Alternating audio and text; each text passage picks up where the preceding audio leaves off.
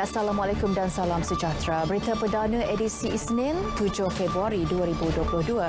Saya Farhatul Asyati Osman. Dan saya Ivan Tok. Seperti biasa kita ikuti dahulu paparan utama malam ini. KKM siap siaga hadapi gelombang Omicron, aktifkan semula National COVID-19 Rapid Response Task Force. KRC berpotensi tarik pelaburan 10 bilion ringgit, wujud 15,000 peluang pekerjaan menjelang 2025.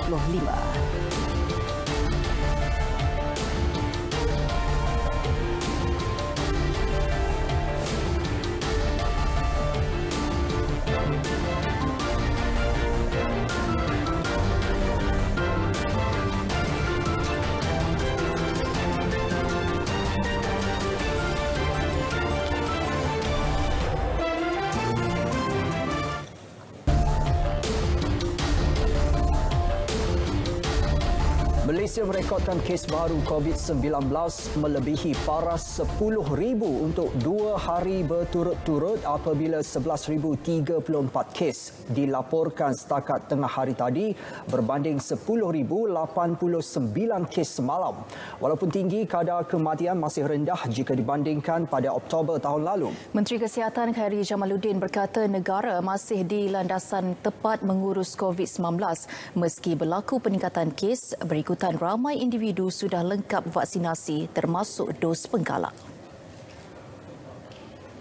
Pada 2 hari bulan Oktober, 109 kematian dilaporkan. Semalam, 9 kematian dilaporkan. Pada 2 hari bulan Oktober, 404 orang berada di dalam unit rawatan rapi yang tidak memerlukan bantuan pernafasan.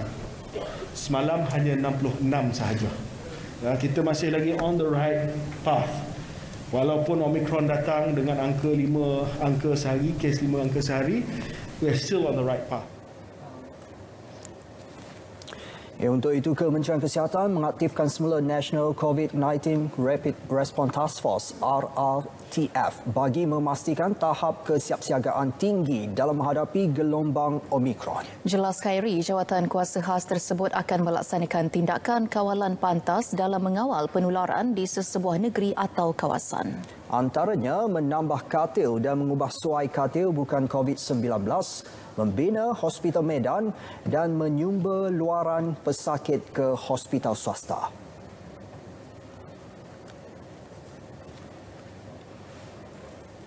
Dan ini adalah task force yang akan berada di lapangan untuk memastikan sekiranya ada tekanan kepada sistem kesihatan kita. Kita sudah ada hospital admission pathway dan juga decanting pathway yang jelas, yang licin, yang cekap supaya tiada pesakit yang terkandas ataupun terpaksa tunggu lama untuk dapat rawatan.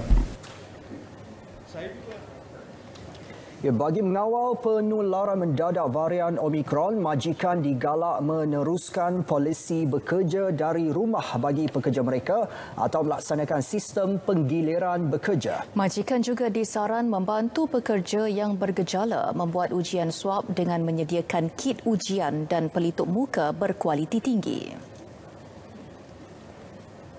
Minta dan merayu juga kepada tempat kerja dapatkan insentif daripada Kementerian Kewangan untuk ubah suai sistem pengudaraan. Ada insentif yang disediakan oleh Kementerian Kewangan. Selain itu, Kementerian Kesihatan juga menyarankan supaya orang ramai mengaktifkan MySejahtera Trace di aplikasi MySejahtera bagi tujuan pengesanan kontak rapat. Khairi turut memberi peringatan kepada pemilik premis untuk meningkatkan kawalan kemasukan pelanggan dengan menyemak status risiko dan vaksinasi dalam aplikasi MySejahtera pelanggan. Dalam perkembangan berkaitan, individu positif COVID-19 dalam kategori 1 dan 2A serta tidak berisiko tinggi tidak perlu hadir ke Pusat Penilaian COVID-19 CAC. Bagaimanapun, individu berkenaan harus melakukan pemantauan kesihatan kendiri dengan melengkapkan peralatan penilaian di rumah HAT menerusi aplikasi MySejahtera. Khidmat pesanan ringkas SMS atau panggilan daripada perkhidmatan rakaman suara automatik akan diterima jika mereka belum atau tidak menjalankan pemantauan kendiri secara harian. Tempoh isolasi pengasingan bagi individu positif COVID-19 yang tidak bergejala dan telah lengkap divaksinasi adalah 7 hari. Manakala tempoh isolasi bagi individu positif COVID-19 bergejala dan tidak lengkap vaksinasi atau tiada vaksinasi adalah 10 hari. Orang ramai diingatkan agar terus mematuhi saranan dan nasihat kesihatan termasuk amalkan TRISH sebelum menghadiri aktiviti sosial atau jika bergejala dan dapatkan ujian COVID-19 dengan segera jika mereka mempunyai simptom. Ini pula mengenai kluster COVID-19. Menurut Khairi, kluster komuniti mencatatkan peningkatan manakala kluster tempat kerja terkawal, sementara kluster pendidikan menunjukkan penurunan. Kluster komuniti meningkat 75%. Ini menunjukkan bahawa kebanyakan jangkitan sekarang ini berlaku di komuniti dan di tempat kerja agak terkawal. Individu berusia 60 tahun ke atas dan penerima dos lengkap vaksin Sinovac berusia 18 tahun dan ke atas perlu mengambil suntikan dos penggalak sebelum 1 Mac ini bagi mengekalkan status vaksinasi lengkap. Khairi memaklumkan setakat ini 32% atau 1 juta warga emas masih belum mengambil dos penggalak. Pada masa sama, 3.5 juta penerima vaksin prima Sinovac masih belum mendapatkan dos penggalak.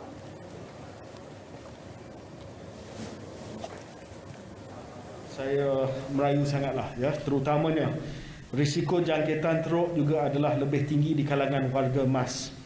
Daripada 32,000 lebih kematian sehingga 6 Februari, sebanyak 57% ataupun 18,362 adalah warga emas usia 60 tahun ke atas. Majoriti adalah orang tua. Data harian menunjukkan individu yang belum divaksin adalah 9 kali lebih berkemungkinan untuk dijangkiti dan 62 kali lebih berkemungkinan kematian akibat COVID-19 berbanding individu yang telah lengkap vaksin ataupun yang telah mendapat dos penggalak. Baik, kita ikuti pula laporan wartawan Ravin Samunggam yang membuat tinjauan di Pusat Pemberian Vaksin PPV Integrasi Aziata Arena Bukit Jalil di Ibu Negara.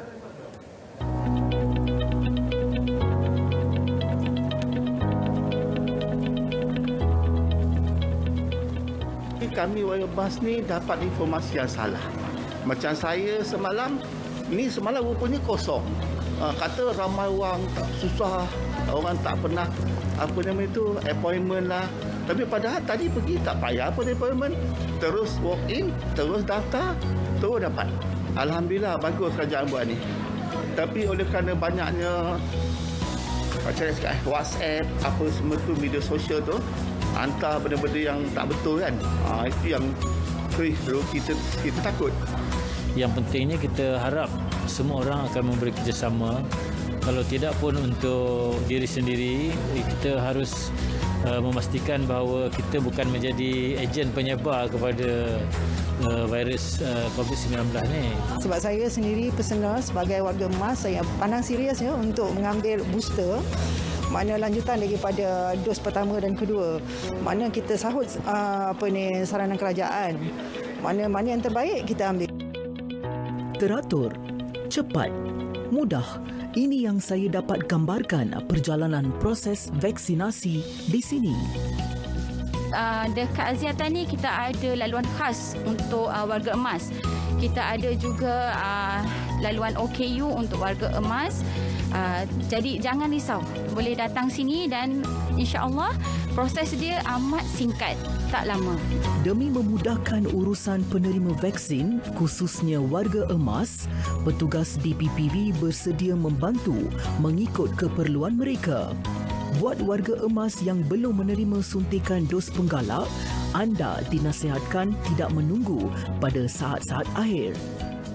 Mungkin warga emas mungkin tak ada MySejahtera ataupun mungkin daripada belum mendapat janji temu ataupun mungkin dah tercancel temu janji sebelum ni. Namun begitu jangan risau. Kita boleh mohonlah semua warga emas untuk datang sahaja ke PPV walaupun tak ada janji temu, boleh datang ke PPV untuk walk in lah. Tak ada masalah.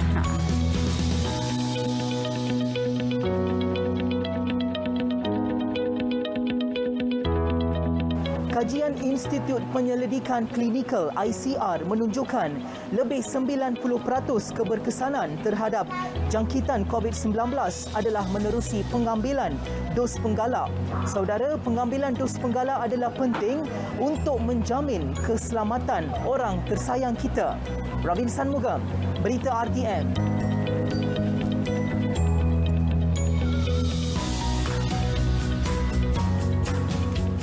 Beralih ke perkembangan lain, Bandaraya Getah Kedah atau Kedah Rubber City KRC bakal menarik pelaburan berpotensi bernilai 10 bilion ringgit dan mewujudkan 15,000 peluang pekerjaan menjelang tahun 2025. Perdana Menteri Datuk Seri Ismail Sabri Yaakob berkata, walaupun baru sahaja dilancarkan, KRC sehingga kini berjaya menarik pelaburan komited mencecah 4 bilion ringgit yang bakal menjana hampir 7,000 peluang pekerjaan kepada keluarga Malaysia.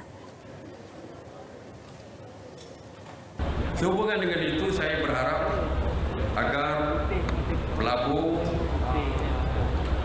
dari dalam dan luar negara akan merebut peluang ini untuk menempatkan operasi mereka di KRC. Kajian Persekutuan telah meluluskan peruntukan sebanyak 417.5 juta ringgit untuk fasa 1 projek KRC. Berdasarkan kemajuan yang memberansangkan di bawah fasa 1, fasa 2 projek KRC akan dilaksanakan pada tahun 2023. Perdana Menteri berucap lacakan Kedah Rubber City, projek strategik wilayah ekonomi koridor utara NCER di Padang Terap. KRC dibangunkan dengan matlamat menjadikannya peneraju pembangunan industri getah negara serta hub industri getah bernilai tinggi di peringkat global. Kewujudannya memberi manfaat kepada 73,642 pekebun kecil di Kedah. Ya, KRC antara projek berimpak tinggi yang bakal menarik lebih banyak pelaburan swasta ke NCER di bawah kendalian pihak pelaksanaan koridor utara NCIA. Melalui perasmian projek strategik NCER Kedah Rubber City di Padang Terap, 10 pertukaran dokumen kerjasama antara NCIA dan pelabur serta rakan-rakan strategik dalam pembangunan KRC dilaksana. Susulan itu, sebuah kilang getah Nitril Butadena NBL terbesar di dunia dibina di Taman Perindustrian tersebut mulai tahun ini. Pembinaan dirancang oleh pelabur perintis di KRC iaitu Hong Seng Industries Sdn Bhd.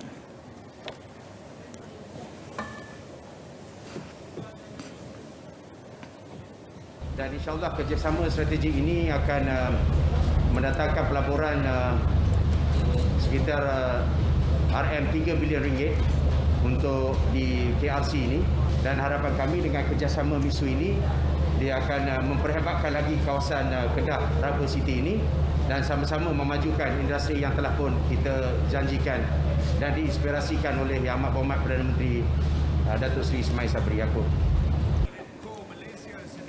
Selain itu, memorandum persefahaman antara RISDA dan NCIA bagi menyokong sektor pekebun kecil getah dan pembangunan projek Kedah Rubber City turut dimeterai. Melaluinya, pendapatan pekebun kecil bakal dipertingkat dengan memastikan permintaan bekalan getah asli berterusan, penstabilan harga melalui penggunaan getah asli secara optimum dan penghasilan produk hiliran.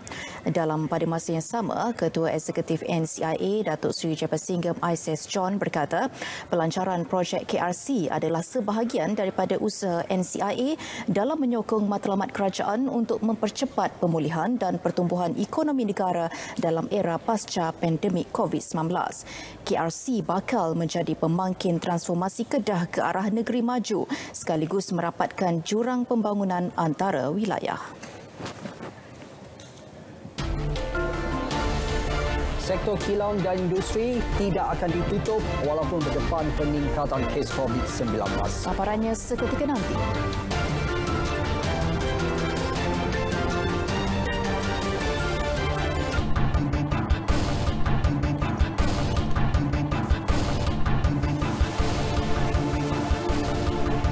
Keluaran dalam negara kasar KDNK negara diunjur berkembang 3% tahun ke tahun bagi suku keempat 2021 berbanding pengucupan 4.5% suku sebelumnya. Moody's Analytics turut menjangkakan pengukuhan ekspor berterusan serta peningkatan semula penggunaan swasta akan menyokong prestasi bagi suku berkenaan. Menerusi ulasan ekonomi Asia Pasifik terbitannya, firma tersebut memaklumkan lonjakan semula kes COVID-19 telah mempengaruhi momentum pertumbuhan hampir keseluruhan tahun lalu. Penyusutan dalam perbelanjaan isi rumah dan pelaburan swasta telah mendorong pengucupan berturut-turut bagi suku sebelumnya. Bagaimanapun, permintaan domestik bertambah baik pada suku terakhir tahun lalu. Selain kadar vaksinasi yang lebih tinggi, pelonggaran sekatan pergerakan telah menyumbang kepada pemulihan ketara perbelanjaan runcit sejak Oktober 2021. Kualiti peraturan perniagaan perlu dipertingkat ke arah status negara berpendapatan tinggi. Menteri di Jabatan Perdana Menteri Ekonomi, Datuk Seri Mustafa Mohamad menyatakan 3 ciri utama perlu diberi penekanan dalam penguatkuasaan peraturan itu. Ini merangkumi responsif dan tangkas kepada keperluan semasa, telus dalam penggubalan serta penyampaian, juga inklusif dan menyeluruh. In this connection, Pemuda is expected to play an important role in assisting the government to strengthen business legislation and enhance government efficiency. With the support of MITI, local authorities and MPC, I trust Pemuda will deliver in its mandate to further strengthen business legislation in this country. Beliau turut menyatakan Pemuda perlu memanfaatkan platform masing-masing untuk menjadikan Malaysia destinasi pelaburan yang lebih menarik.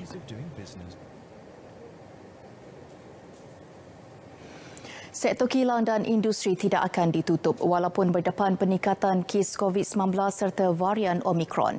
Menteri Perdagangan Antarabangsa dan Industri Datuk Seri Muhammad Azmin Ali berkata ini selari keputusan kerajaan untuk tidak melaksanakan penutupan sepenuhnya. Kejayaan program imunisasi COVID-19 kerjasama awam swasta PIKAS juga membantu dalam memastikan sektor ekonomi tidak terjejas akibat COVID-19.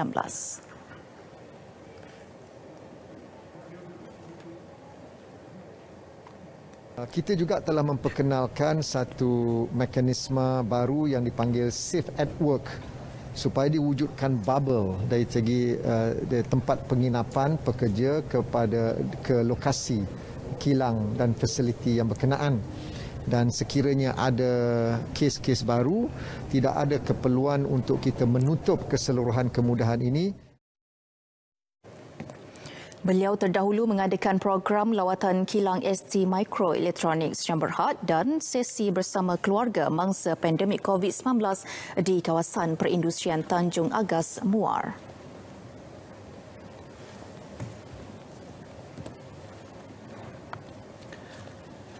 Pilihan Raya Umum Dewan Undangan Negeri PRU Dun Johor boleh diteruskan kerana jangkitan varian Omicron COVID-19 terbukti hanya menyebabkan gejala ringan. Menteri Kesihatan Khairi Jamaluddin berkata, syur bagi SOP PRU itu telah dimuktamadkan dan telah dikemukakan kepada Majlis Keselamatan Negara dan Suruhanjaya Pilihan Raya SPR. Pendirian Kementerian Kesihatan Malaysia adalah memandangkan Omicron setakat ini tidak menunjukkan kesan yang teruk seperti Delta, dan semua data yang saya sebutkan tadi bahawa kesan dia adalah tidak seteruk Delta, maka pilihan raya negeri boleh diteruskan. SOP PRU Dun Johor bakal diumumkan. SPR dijangka bermesyuarat dan mengumumkan tarikh PRU Dun Johor Rabu ini.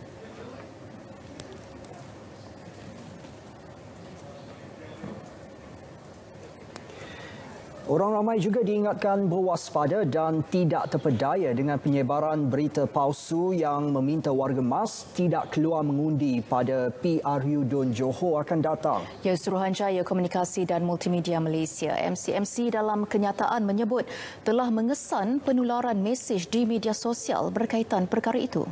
Peringatan ini penting bagi mengelakkan kekeliruan dan suasana panik dalam kalangan masyarakat. Justru orang ramai dinasihat untuk mendapatkan maklumat terkini dan menentusahkan maklumat diterima daripada sumber rasmi, terutamanya melalui Kementerian Kesihatan atau melalui portal sebenarnya.my. Semalam KKM nafikan telah mengeluarkan saranan hebahan kepada warga emas berusia lebih 60 tahun supaya tidak keluar mengundi pada PRU Dun Johor akan datang, seperti yang ditularkan di media sosial baru-baru ini. Orang ramai diminta tidak menyebarkan maklumat palsu terbabit. Yang di-Pertuan Agong Sultan Abdul Hari Ayatuddin Al-Mustafa Billah Shah berkenan menyaksikan persembahan demonstrasi anti keganasan Polis Diraja Malaysia PDRM. Demonstrasi di dataran Kawat Pulapol itu melibatkan anggota dari pelbagai unit dan penggunaan aset PDRM dalam aspek mencegah keganasan dalam negara.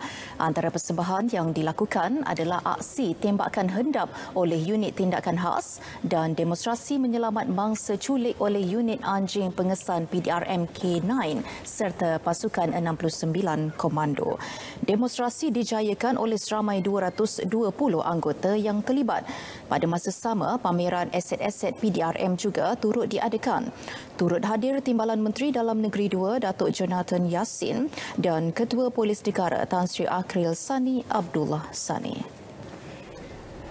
Olimpik Musim Sejuk Beijing 2022 mengisi fokus utama edisi sekian malam ini. Baik, laporan penuh bersama Nazri Fahmi. Silakan.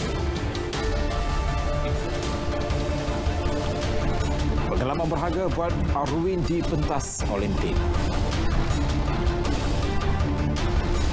Perkembangan sukan para ASEAN ke-11.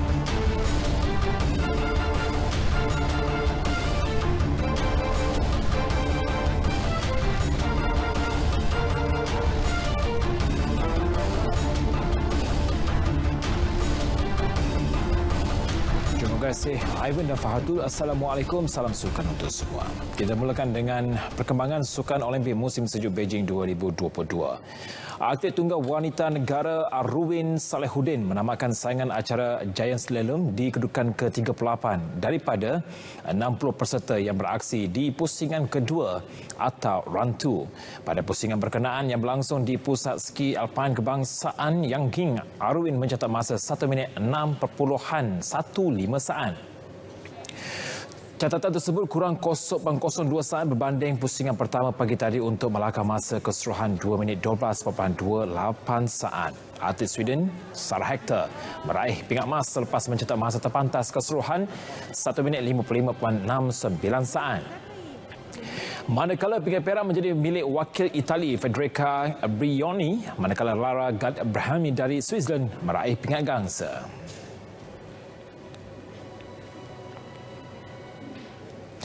Perkembangan penganjuran Sukan Para ASEAN ke-11, Malaysia berkemungkinan besar hanya menghantar kontijen yang sangat kecil ke tamasya yang dijadual diadakan di Indonesia itu bermula 20 hingga 31 Julai ini.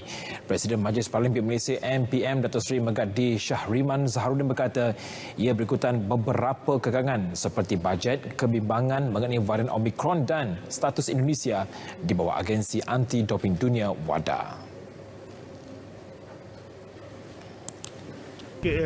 Asian Paragames itu pada 15 bulan ni, 15 Februari kita akan buat keputusan sama ada Asian Paragames akan dianjurkan oleh Indonesia atau tidak, kerana Indonesia masih lagi dalam list belum di-uplift oleh WADA, so the World Doping Agency. Tapi untuk pemakluman, semasa mesyuarat awal bulan lepas, Malaysia mengambil keputusan tidak menyokong Indonesia atas isu, bukan isu lah, maknanya tidak menyokong kerana satu, the uplift of WADA belum dapat diputuskan, satu. Nombor dua, kekangan bajet, dan juga this is something last minute, something just pop up because we know that Vietnam cancel only for Sukan Able. So kita mengambil langkah di mana pada tahun ini kita ada 3 major event yang kita kena pilih.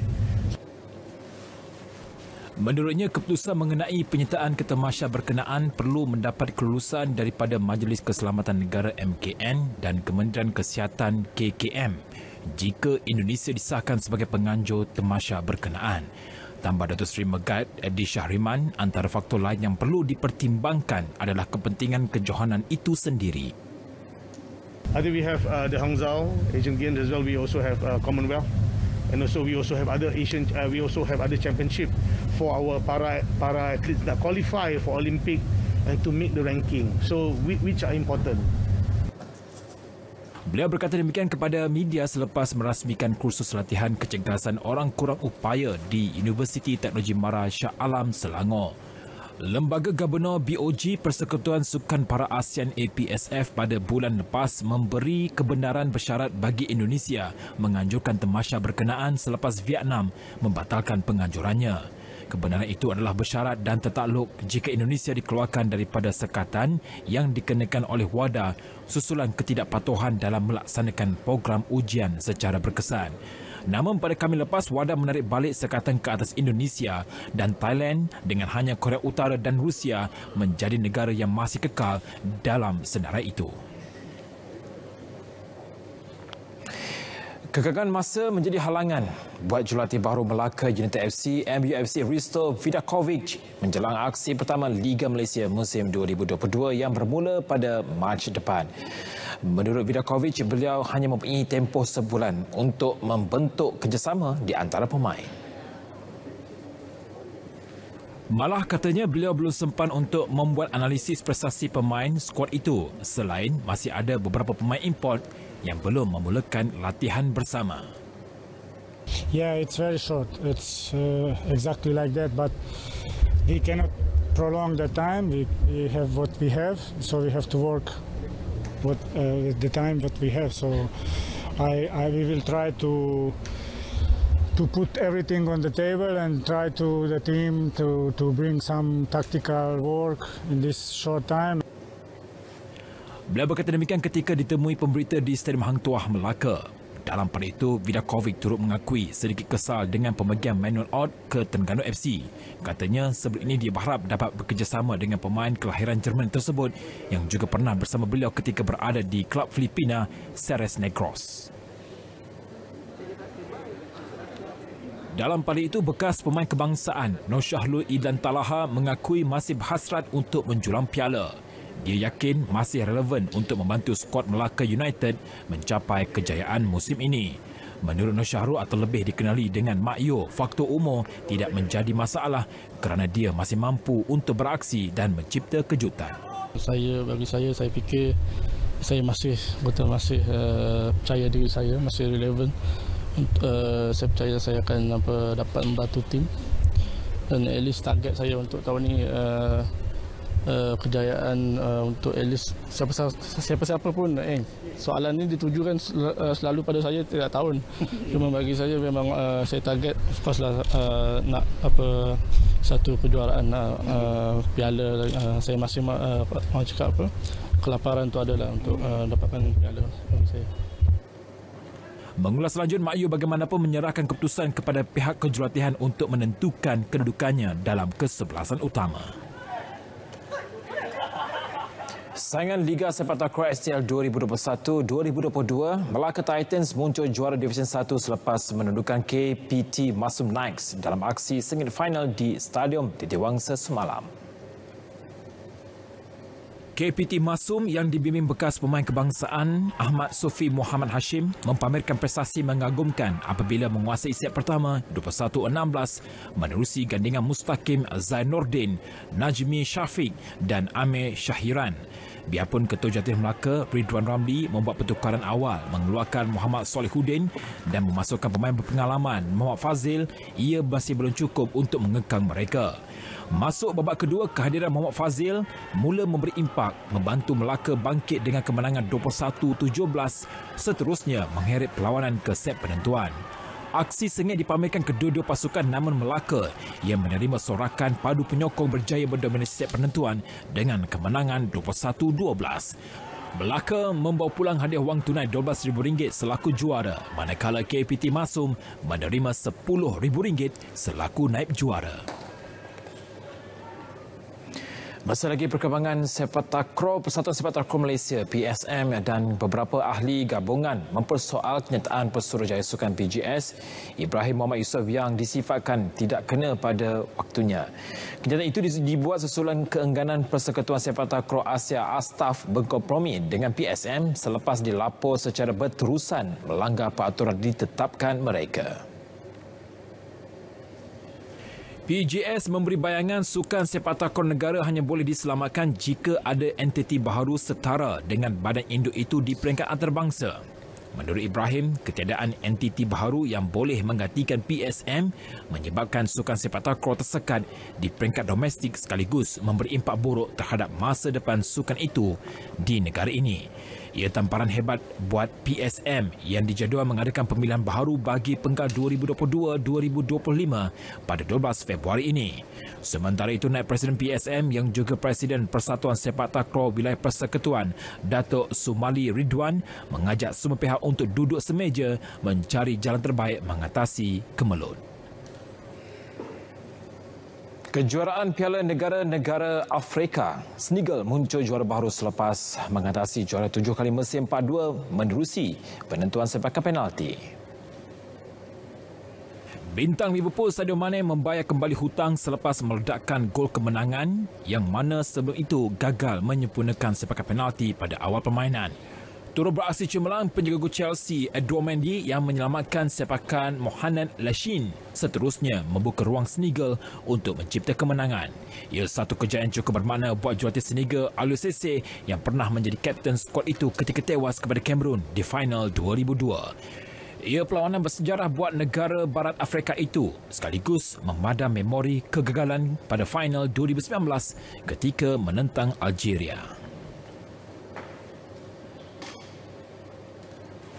Edisi Sukan 7 Februari 2022 berakhir di sini. Saya Nazir Fahmi Syukri, kembali semula bersama Fatu dan Ivan.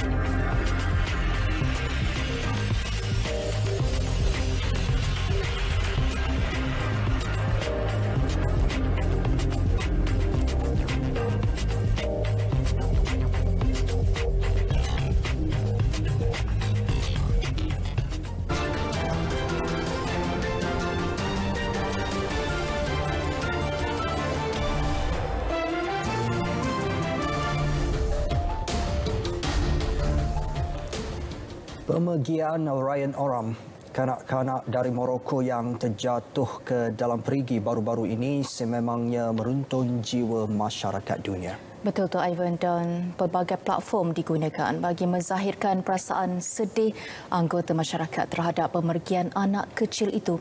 Kisahnya dalam segmen #. Ini dia perkongsian pemilik akaun TikTok Hafizi EG antara yang mengundang rasa sebab. Hafizi muat naik video dirinya mengukir potret Ryan di atas sekeping daun. Hasil ukirannya benar-benar mirip kanak-kanak malang itu. Sehingga kini video tersebut mendapat lebih 11 juta tontonan. Sementara itu, seorang penyampai berita tidak dapat menahan sebab ketika melaporkan liputan penyelamatan Ryan Oram secara langsung. Dalam video tersebut, penyampai berita wanita itu menangis terisak-isak dan tidak dapat mengawal air matanya daripada terus mengalir.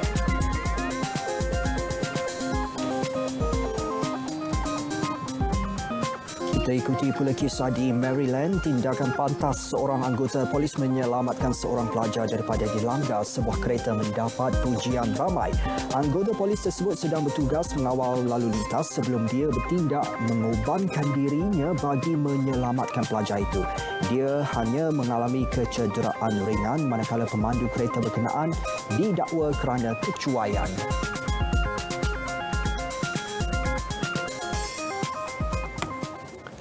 Bala berita perdana edisi 7 Februari 2022 berakhir di sini. Ikuti program inklusif musim kedua selepas ini bersama Menteri di Jabatan Perdana Menteri Ekonomi Datuk Seri Mustafa Mohamad. Dapatkan perkembangan sahih sepanjang masa melalui portal berita RTM di berita.rtm.gov.my. Assalamualaikum. Salam sejahtera.